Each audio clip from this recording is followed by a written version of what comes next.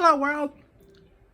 Patricia, O'Connor, and Frida, Reba, Darcy here. I'm going to shake camera and see if I can get the little... my co-star, Frida, Reba, Darcy, she wears her ears like it's a French hat, I always thought. Yeah. Anyway, okay, here's the part where I'm panning back, but at the same time, I'm kind of handing her per diem for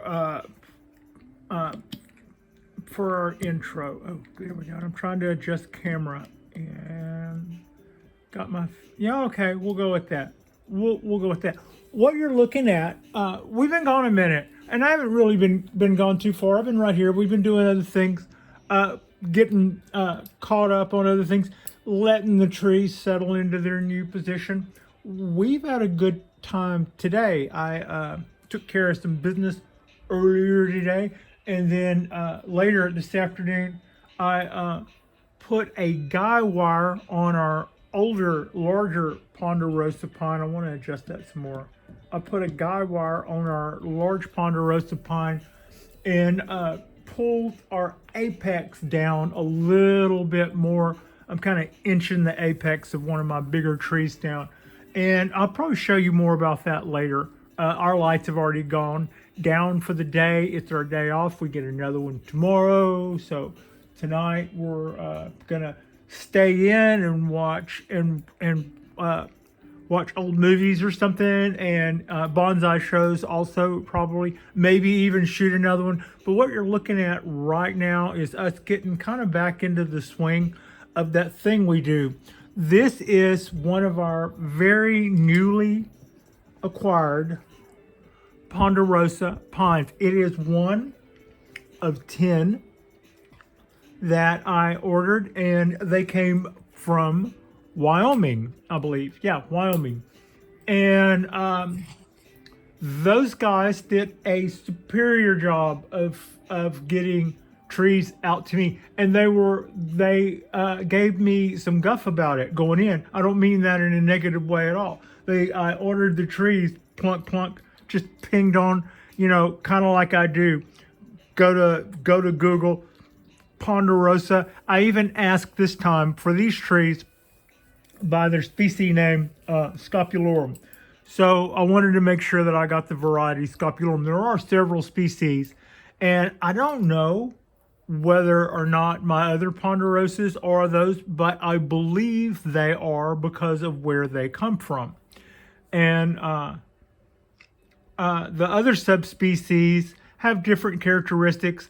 Also, I believe that wherever Ponderosas grow, they will probably take on, wherever they've grown for, thousands of years or something, they're very likely to take on some little characteristics, beholden to the trees that are in that region.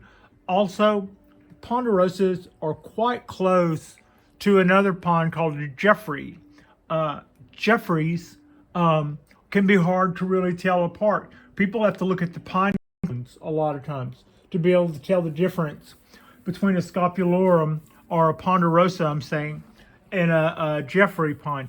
If those two trees are in close proximity, you can get, they can cross-pollinate, and you can end up with hybrids from those two varieties. So that's just more little Ponderosa stuff. And this Ponderosa being a 1-year-old seedling, I intend to wire this guy. I've just had it a couple of weeks. It's relaxed. It's been under the light. It got potted. It was just a plug. We're going to do to these trees, to these 10 healthy trees, pretty much the same thing that we did to a few of our pines last fall. And we got some really nice results from those pines. And it's very fitting in a way. I'm really looking forward to this, and I've been looking forward to this for a minute. I really enjoyed doing my little thing where I was bending all the hard circles and cues and all of that. And that's like canyon style trees that are, hanging off the side of a canyon, chasing shadow, chasing light, and falling into shadow, and having to deal with harsh conditions like sun bleaching out one side of a trunk and just causing die off, or wind rocking the plant in such a way as to make it just kind of start rotating it around from the rocking back and forth constantly, or just things like that affect it. And when you get crazy shapes like that, a lot of times they'll call them canyon trees, canyon style. And I kind of, like, in my mind, I see these trees like sometimes they if you wire them and you wire them tight and you bend them and you fold them tight and they're young trees, instead of them responding in a way that looks like they're having some difficulty, they will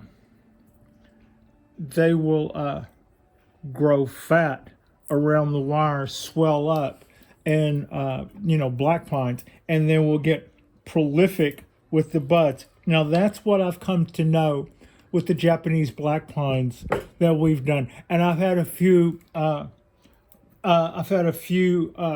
people who follow our show say that they've seen the same thing. So what I'm doing here is I'm trying to cut the end of both of these wires off to where they're at an angle, so they'll be sharp. I want to apply the wire here at the plug close to the base, and I also want it to come out of the bottom, either through one of those holes or we're going to make some. Whatever happens first. I'm not even too worried about which one. Now, also, here's another thing. I guess we'll go into this. I'll say what it is that I am looking to do.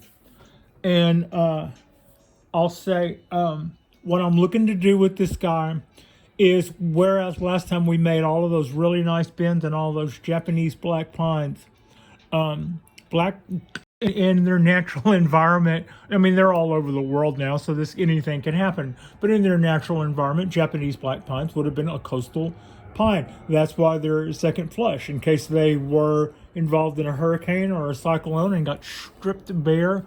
They could, or a typhoon, I guess is what they would have in Japan, and got stripped bare. They can come back with the second flush and still photosynthesize through the rest of the season. So it was almost kind of funny in a way to be doing all of those trees and all those bends. However, I like all my little Japanese black pines, and I wouldn't take a plug nickel for them. Now, what would you find in a canyon?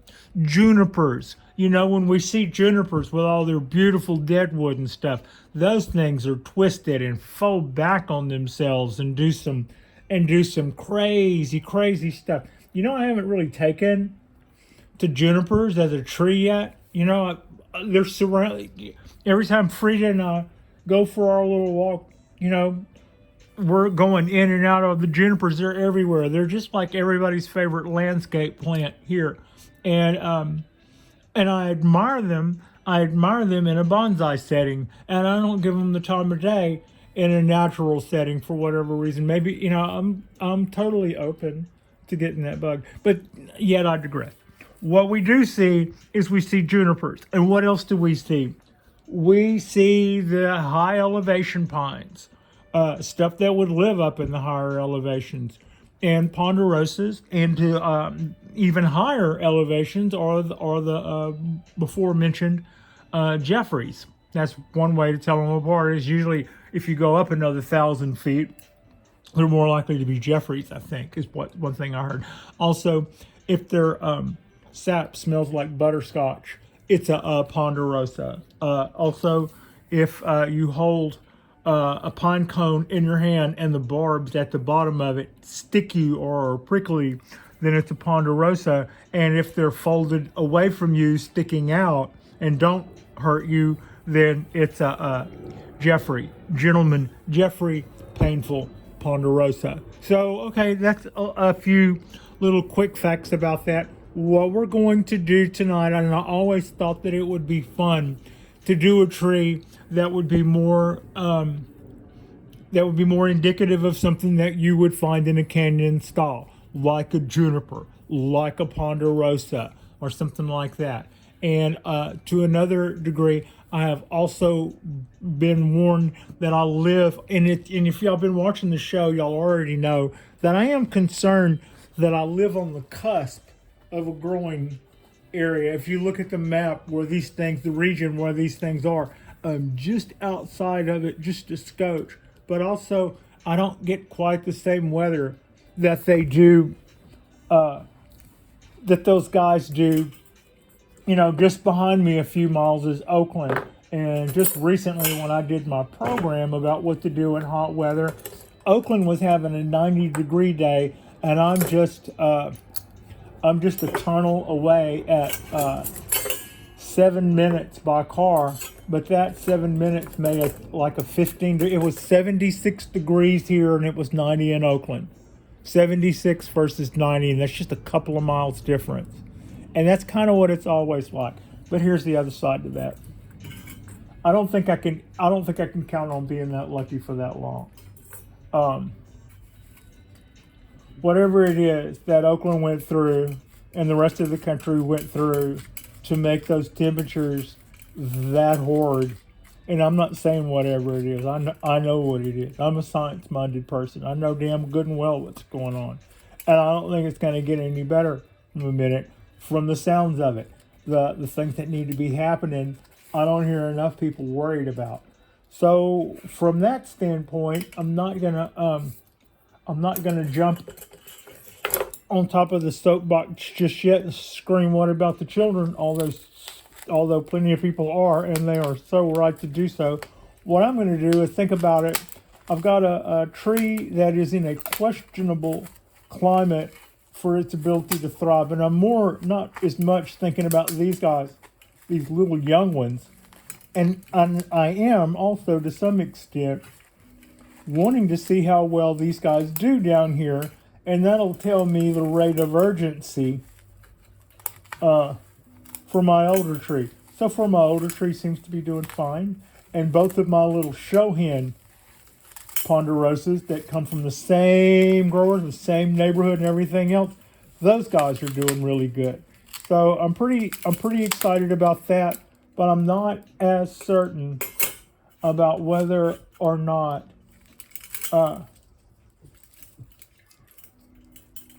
my prolonged diagnosis is whether or not I will always be able to be that lucky for this long. Will I be able to hang on to that? I don't know. I think to that end, if I want to do right by my larger ponderosa, that I should absolutely look into the next couple of years. And I don't mean thinking about it in the next couple of years. I mean starting it now and letting it propagate over the next couple of years. Grafts, so that it will be adapted. I will have adapted it to a foliage that will change its basic. If you change the foliage, you change the growing characteristic. And I think that's the smart way to go to ensure that I don't take unnecessary chances with my large ponderosa. Now, so far I've been talking about ponderosas in general, and I've been talking about another ponderosa that's about 10 or 12 feet that y'all aren't even looking at. It's kind of rude. I mean, I've got this one right here sitting in front of me. Back to this guy. I'm really looking forward to making a canyon style tree out of this guy. This is a Ponderosa scopularum. Tonight, my tools that I have handy and that I made sure I would have handy are various and sundry pliers. That is just not camera too bad, not too bad. Various and sundry pliers. I've also got some bonsai pliers that are stainless. I've also got my black steel pliers. I've got my black steel wire cutters. I've got some stainless scissors that are handy for cutting, that I always use. You know, if I'm going to cut dirt, cut into dirt or something, I grab my stainless ones, or I grab something that's cheap. These are my bonsai scissors. I try not to cut things with soil, except the few times that I forgot and cut things in soil with those. It is a Patricia and Frida video, so of course we've always got our weenie skewers. I've got a zip tie in case things get really weird, and I've got this. This is one of my favorite. This is a what it is it I would never use it for what they sent it to me for. This is a chopstick. It's a stainless steel chopstick, and I find that raking. You know, you would hold this light, and it feels good in your hand, and I like the feel of the steel. It's got a lot going for it. I wouldn't kick this out of bed for nothing. It's just really a cool piece. But on the other hand, I find that I would rather do my roots by holding this lightly and not this. For the same reason that I love weighted shift knobs, I don't want to go running through the roots with something that's got a little bit of mass and momentum to it like steel. But this is something that I do use for other things. I use this as the fulcrum. And we're going to attempt tonight, I say attempt, being humble. What I intend to do is take these two wires that I've cut at an angle, put them down in this plug that I have exposed while I was telling long stories, and I will run this wire out of the bottom, and then I will bend it around the pot so that I can be sure that it's not going to do something different other than where we put it once I start bending the tree. I have had, so I'm going to start at an angle like this. You see that it's starting off at some crazy. Look over here and see what you're doing. Yeah. So you can see I've started off at some little bit of an angle there. I just went right through that plug, and I'm kind of trying to run these wires down there to the bottom. I don't want to just totally wreck everything, but I do at the end of the day. I want to get this dang wire sticking out of the bottom. I want to grab that wire and bend it around that pot. I do not want... Maybe I could have started from that end too.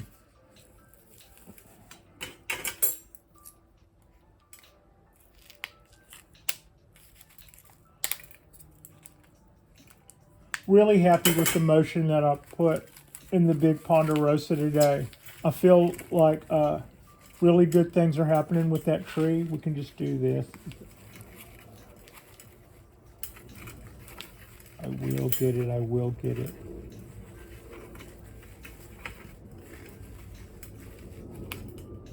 Would be nice if I could find the wire. I've got my finger in the other end down here, and I still can't find the wire. That's just funny.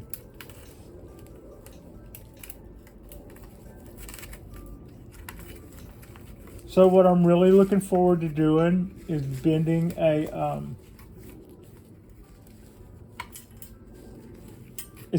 cascade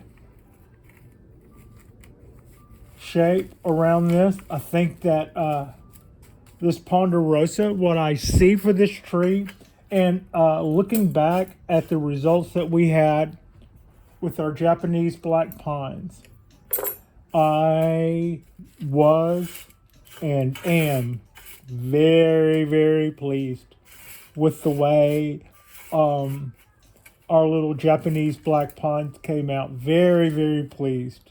Okay, so if you see that, there's at least one of those two guys. The other one's wrapped up in it, though. So those two guys are together, and I've got one of them sticking out of the bottom here, and I've bent it up. What I didn't want to happen was for me to start twisting this wire around the trunk and have the other end start doing some sling blade nonsense underneath the soil, or allowing it to start slipping up and down because it's not anchored here. I've scarred up trees in the past by not having the wire nicely anchored, and I've also whipped around and lost my hold on the base of a tree because I didn't have the roots held down. So, like, just to get going, catch the tree as far down in the bottom as you can. That's your little first move. That's your little first task, is to your first task is to anchor that wire to something at the bottom. And your second task is to make your first loop as low as you possibly can. If you look, we're coming out pretty low.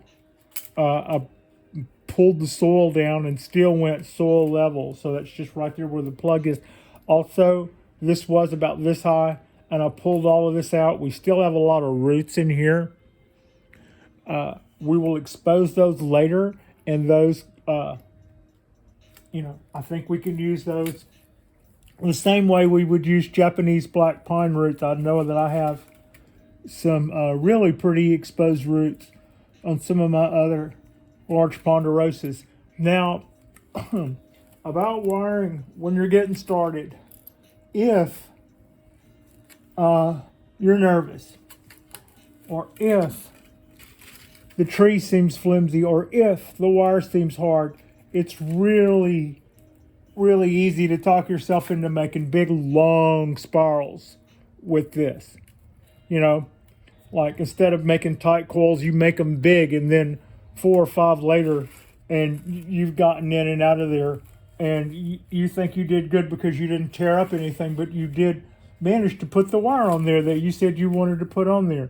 Then you go to make your bends, and you see that it doesn't have any holding power because you spread it out too thin. So that's something, or you went with a wire that was too small, because the right gauge is hard to bend, right? It's like, screw that. So the other side to that is I'm trying not to wire needles, but I keep seeing needles that I caught on the backside. The other side to that is if you go too tight, then you end up with a wire on here that looks more like a spring, and it impedes the work you're trying to put in. So when you try to get a tight bend, all of a sudden you've got 2 pieces of wire that are edge to edge, because it was like you made a U with a spring, and now they are the limiting factor. So that's what happens when you try to do too much, when you try to overwire something. You see right now I'm using 2 wires, and the reason I'm doing 2 wires is if I were using copper, which would look better too, by the way, I could use less wire if I were using copper. But this is a seedling, so we're not going total whole hog right now. Also, at this point, the seedling is getting kind of soft and pliable, and this wire is getting tired of getting bent, and it's starting to anneal. So I have to be, so right now I'm starting to get more needles because I didn't clean the needles out first, but also I don't want to. It sounds like to me like the thing that where you just go through before you wire a tree and you clean up all the needles. I see other people doing that, and I keep reading not to. So yeah, I've got a question. I got a bit of a question mark on that. The same guys that, and I don't mean like the way I kind of kid around and say don't cut the needles with scissors, and then I cut the needles so that the tree will look sharper. I mean it this time. There are certain things that evidently you don't just do with ponderosas, and having lost one, I want to find out what it is. I want to make sure I don't do whatever it is I did last time, if there was something I could have known not to do. All chances are it probably just got the sniffles or something, and it didn't really like it really did not like its trip coming in. That is our wire. That's pretty much, I've got loose right here, and it showed up right there because of trying to negotiate those buds on either side. I didn't do anything with those. But nor that, I didn't clean up. I didn't clean up anything to go in here and do this. Right? We just kind of got started. So that's us. What do we have in frame? Yeah, I'm under the impression that we shot most of that. So far, so good. Now, what I keep getting at about this is being a ponderosa and being tightly wound, the way I would expect my Japanese black pines to respond to this would be to swell up really quickly around these wires that I just put on here. And it would also be quite a bit like a Japanese black pine to just, the more you wound it tight, the more it just busts out like an old water hose with buds everywhere. So let's see what happens. We are going to start on this guy doing some of our Cheerio, as I call my Cheerio style. The idea here is I want to get motion coming out of this guy, coming right out of the ground. That was that bend right there. And then I'm going to come right up in here and throw that guy into that little pit we just made and bring the trunk on around. Kind of looking at these buds where they are and trying to maybe lay our placement around that way to be a little bit ginger with those guys if we can. And then, so I'm doing the same thing with the tree that I did with the wire just a minute ago. So just a minute ago, we all watched while I floundered. While I played with getting that motion in this guy. Now I just treated the whole trunk pretty much the same way I treated that piece of wire. And there we go. That is our first move. And from there, we go, Jesus Louises, what a mess, right? Boom. But here's what.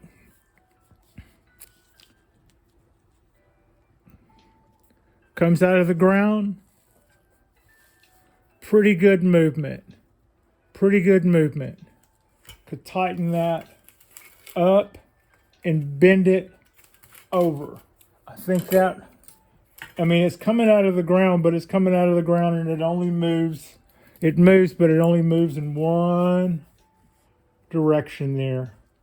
And let's make it go.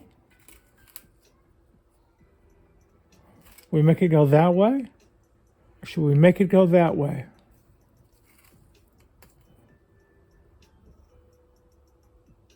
All right, we'll sunny side up those other buds. I bet those other buds were going, hey, dude, I mean, what do you mean? We're standing right here.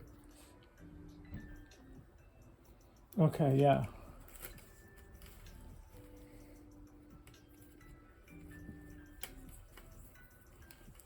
Mostly, I don't know how easy this is to read, but I'm grabbing the wire in 3 places right here. I don't know how much of the wood I have.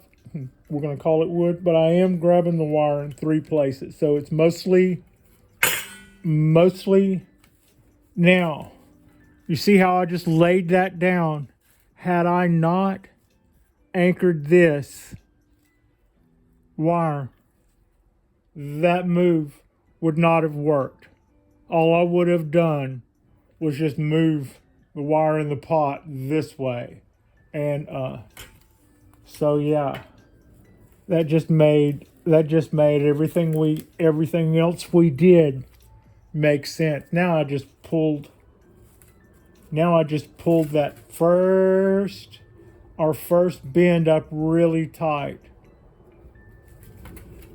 See how close we are to the edge?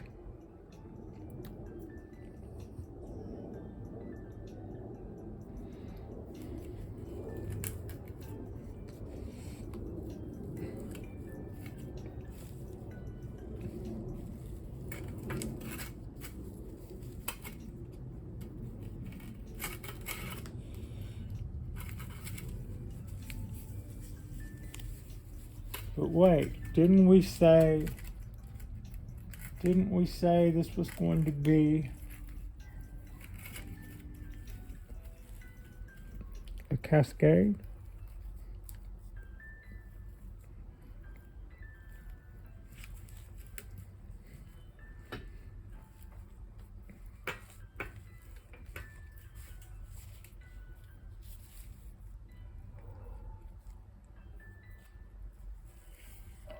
I think that when this guy does with the wire, response to this wire, it's going to be a beautiful little canyon tree. And I am really, really, really looking forward to watching this little canyon tree go. Now,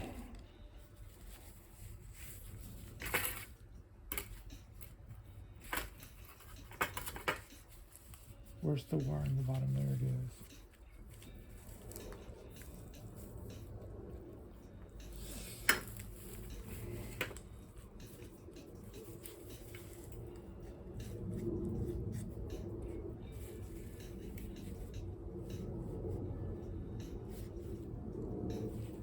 Okay. Comes out of the ground right here.